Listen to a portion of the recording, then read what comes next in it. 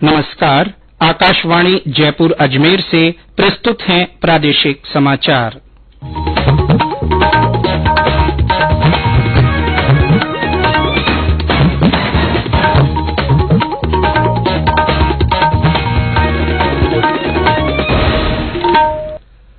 मुख्य समाचार। राज्य के कई जिलों में कल रात से रुक रुक कर हो रही तेज बारिश से जनजीवन प्रभावित, तेज वर्षा का दौर जारी रहने की संभावना। भारतीय जनता पार्टी का विजय संकल्प चिंतन शिविर आज सवाई माधोपुर में संपन्न। आगामी विधानसभा और लोकसभा चुनाव को लेकर रणनीति पर चर्चा। लोकसभा अध्यक्ष ओम बिड़ला कल एक दिन के दौरे पर उदयपुर आएंगे और सावन महीने के पहले सोमवार को प्रदेश भर के शिवालयों में भगवान शिव की विशेष पूजा अर्चना।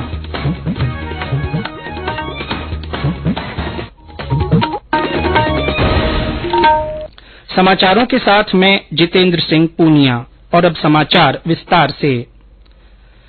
राज्य के कई जिलों में कल रात से रुक रुक कर हो रही तेज बारिश से जनजीवन प्रभावित हुआ है। सीकर और अजमेर में हुई भारी बारिश के कारण रेलवे स्टेशन पर पटरियां पानी में डूब गईं। यहां निचले इलाकों में पानी जमा हो गया। अजमेर की फायसागर झील में चादर चली। इससे पहले आनासागर झील भी ओवरफ्लो चल रही है। पुष्कर सरोवर में 7 फुट पानी आने से लबालब हो गया।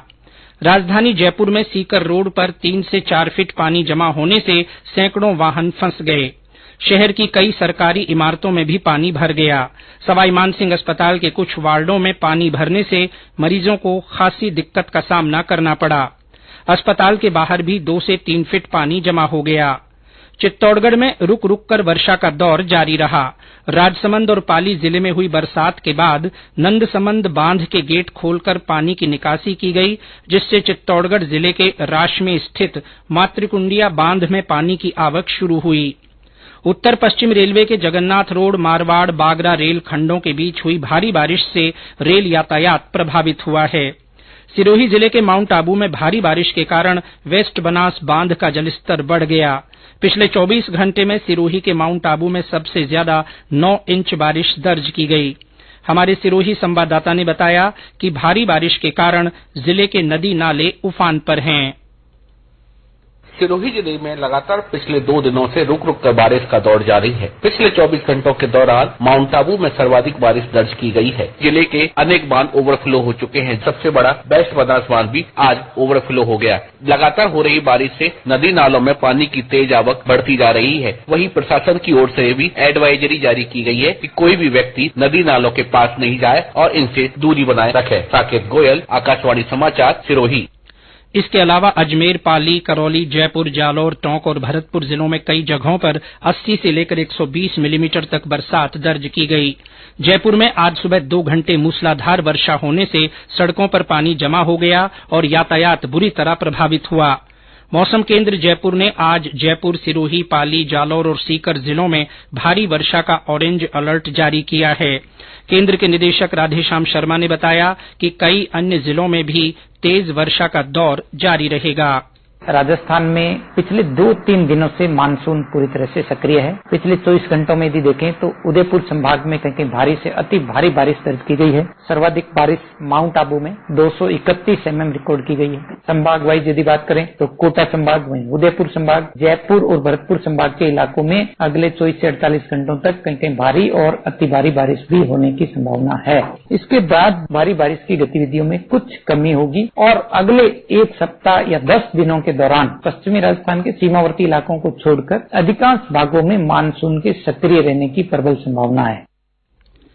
उधर पंजाब, हरियाणा, दिल्ली और हिमाचल प्रदेश में हो रही तेज बारिश के कारण कई रेल मार्ग अवरुद्ध हो गए हैं। इसको देखते हुए उत्तर पश्चिम रेलवे ने 16 रेल सेवाओं को रद्द किया है और 6 रेल सेवाओं को आंशिक रद्द किया गया है। वर्षा जनित हादसे में आज राजधानी जयपुर में एक बच्चे की नाले में बहने से मृत्यु हो गई। प्रधानमंत्री नरेन्द्र मोदी ने देश के अनेक हिस्सों में अत्यधिक वर्षा होने से उत्पन्न स्थिति का जायजा लेने के लिए वरिष्ठ मंत्रियों और अधिकारियों से बातचीत की। प्रधानमंत्री कार्यालय की ओर से जारी ट्वीट में कहा गया है कि वर्षा से प्रभावित क्षेत्रों में स्थानीय प्रशासन, राष्ट्रीय आपदा मोचन बल और राज्य आपदा मोचन बल के दल प्रभावित लोगों के लिए राहत और बचाव सुनिश्चित करने के लिए काम कर रहे हैं। केंद्रीय मत्स्य पालन मंत्री परषोत्तम रूपाला ने कहा है कि वैश्विक मत्स्य पालन क्षेत्र में महत्वपूर्ण स्थान बनाने के लिए भारत के पास सबसे बड़ा समुद्री संसाधन मौजूद है। चेन्नई के पास महाबलीपुरम में राष्ट्रीय मत्स्य पालन दिवस समारोह के अवसर पर उन्होंने कहा कि मछलियों से संबंधित क्षेत्रों में शोध और उनसे जुड़े रोगों के बारे में जानकारी आज विश्व में महत्वपूर्ण है। उन्होंने कहा कि केंद्र सरकार ने मछली पालन के क्षेत्र के विकास के लिए 38,000 करोड़ रुपए से अधिक आवंटित किए हैं। इस अवसर पर केंद्रीय राज्य मंत्री डॉक्टर एन मुरुगन ने कहा कि मत्स्य पालन क्षेत्र में 120 स्टार्टअप काम कर रहे हैं। उन्होंने कहा कि ये स्टार्टअप अब मछलियों के कारोबार, उनसे संबंधित उत्पाद और इस क्षेत्र के विकास के लिए आवश्यक सॉफ्टवेयर प्रदान कर रहे हैं। भारतीय जनता पार्टी का 2 दिवसीय विजय संकल्प चिंतन शिविर आज सवाईमाधोपुर में संपन्न हुआ। शिविर में आज दूसरे दिन राष्ट्रीय संगठन महामंत्री बीएल संतोष ने कोर कमेटी के सदस्यों के साथ विचार विमर्श और रणनीतियों पर मंथन किया। संकल्प शिविर में 5 संकल्प लिए गए, जिनमें राज्य की कांग्रेस सरकार की कथित जन विरोधी नीतियों, महिला अत्याचारों, सामाजिक सुरक्षा जैसे मुद्दों को लेकर आगामी विधानसभा सत्र में सरकार को घेरने, जनहित के मुद्दों को लेकर आंदोलन करने, विभिन्न स्थानों पर परिवर्तन यात्रा निकालने और सोशल मीडिया के माध्यम से राज्य सरकार की कथित वादा खिलाफी को लेकर आम सहमति बनी। मंथन शिविर में पार्टी के प्रदेश अध्यक्ष सीपी जोशी, प्रदेश प्रभारी अरुण सिंह, केंद्रीय जल शक्ति मंत्री गजेंद्र सिंह शेखावत, कानून और न्याय मंत्री अर्जुन राम मेघवाल, कृषि और किसान कल्याण राज्य मंत्री कैलाश चौधरी, पूर्व मुख्यमंत्री वसुंधरा राजे और नेता प्रतिपक्ष राजेंद्र राठौड़ सहित पार्टी के कई नेता शामिल हुए। पार्टी के उपनेता प्रतिपक्ष डॉक्टर सतीश पूनिया ने बताया कि बैठक में मुख्य रूप से इस साल के अंत में होने वाले विधानसभा चुनाव तथा अगले साल होने वाले लोकसभा चुनाव की रणनीति को लेकर भी विस्तार से चर्चा की गई। ये समाचार आकाशवाणी जयपुर अजमेर से प्रसारित किए जा रहे हैं। समाचार बुलेटिन में आपका फिर स्वागत है। लोकसभा अध्यक्ष ओम बिड़ला कल एक दिन के दौरे पर उदयपुर आएंगे। यहां वे मोहनलाल सुखाड़िया विश्वविद्यालय और एक निजी विश्वविद्यालय के कार्यक्रमों में भाग लेंगे। श्री बिड़ला निजी विश्वविद्यालय के दीक्षांत समारोह में प्रतिभावान विद्यार्थियों को सम्मानित करेंगे। उनका सर्किट हाउस में प्रबुद्ध जन से मुलाकात करने का भी कार्यक्रम है। बाद में श्री बिड़ला मोहनलाल सुखाड़िया विश्वविद्यालय में आयोजित लीडरशिप कॉन्क्लेव 2023 में शिरकत करेंगे। इस कार्यक्रम में विधानसभा अध्यक्ष डॉक्टर सीपी जोशी भी मौजूद रहेंगे। केंद्रीय गृह और सहकारिता मंत्री अमित शाह 14 जुलाई को नई दिल्ली में किसान उत्पादक संगठनों एफपीओ के माध्यम से प्राथमिक कृषि ऋण समितियों को मजबूत करने के तरीकों पर 1 दिवसीय सम्मेलन का उद्घाटन करेंगे। सम्मेलन में क्षेत्र के विशेषज्ञों के साथ साथ एफपीओ के सदस्य भी शामिल होंगे। केंद्र सरकार ने हाल ही में सहकारी क्षेत्र में 1100 नए एफपीओ बनाने का निर्णय लिया है। प्रत्येक एफपीओ को 33 लाख रुपए की वित्तीय सहायता प्रदान की जाती है। इसके अलावा एफपीओ को बढ़ावा देने और उनके प्रबंधन के लिए क्लस्टर आधारित व्यापार संगठनों सीबीबीओ को प्रति एफपीओ 25 लाख रुपए की वित्तीय सहायता दी जाती है। शिक्षा मंत्री डॉक्टर बीडी कल्ला ने कहा है कि युवा देश की सबसे बड़ी ताकत हैं। इन्हें अपनी ऊर्जा का सकारात्मक उपयोग देश और समाज के हित में करना चाहिए। डॉक्टर कल्ला आज बीकानेर में शिक्षक और विद्यार्थी प्रतिभा सम्मान समारोह को संबोधित कर रहे थे। उन्होंने कहा कि युवा समय का सदुपयोग कर देश हित में योगदान करें। किसान आयोग के अध्यक्ष महादेव सिंह खंडेला ने कहा है कि राज्य सरकार किसानों को बढ़ावा देने के लिए संकल्पबद्ध है। आज भीलवाड़ा में जिले के प्रगतिशील किसानों और पशुपालकों से संवाद करते हुए उन्होंने कहा कि आयोग द्वारा अब तक राज्य के कई जिलों में किसानों से संवाद किया जा चुका है और शेष रहे जिलों में जल्द ही संवाद किया जाएगा। उन्होंने कहा कि राज्य स्तरीय संवाद कार्यक्रम जयपुर में आयोजित किया जाएगा, जिसमें प्रदेश भर के 500 से ज्यादा किसान भाग लेंगे। उन्होंने कहा कि किसानों की समस्याएं सामने आने पर उनके समाधान के प्रयास किए जाएंगे।